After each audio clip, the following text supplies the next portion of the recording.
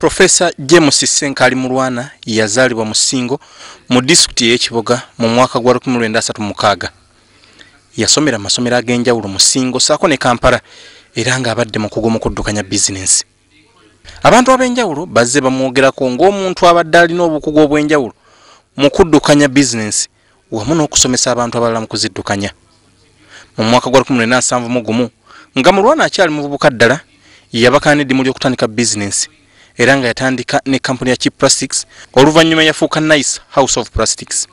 Mu mwaka gwa 1991 Professor James Senkali Mulwana yafuna obwannannyini obwenkomeredde mu kampuni ya Uganda Batteries Limited era nga yeyekka abadde akola battery za mmotoka mu Uganda. Dr. James Mulwana musajja abadde mulimi era nga mulunzi omukukuutivu nga wafiiridde yabadde ssenkulu wa kampuni ya Jeffsa Investments zino nga zikola mata. Omulimu gw'okulima ebimuli n'ebibala ebitali bimu era Dr. Mulwana nagwo yagwenyigiramu nga ye yali emabega wa Nsimbe Estates Limited. Mu mwaka gwa 1998 Professor James Senkali Mulwana yakola kinene nnyo okutandika Uganda Manufacturers Association ekibiina ekigatta bannamakolero era nga yali ssentebe waakyo okutuukira mu Novemba 2000.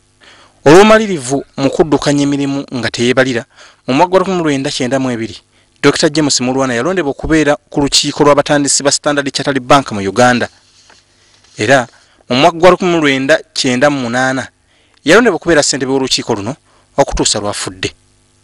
Dr. Mulwana azze asiimibwa ebitongole eby'enjawulo olw'emirimu emirungi gy'azze nga muno mulimu Habitat for Humanity, Ssettendekero w'Enkumba, Source Children's Village e Kachiri, eddwaliro ly'e Mengo n'ebitongole ebirala nkuyanja.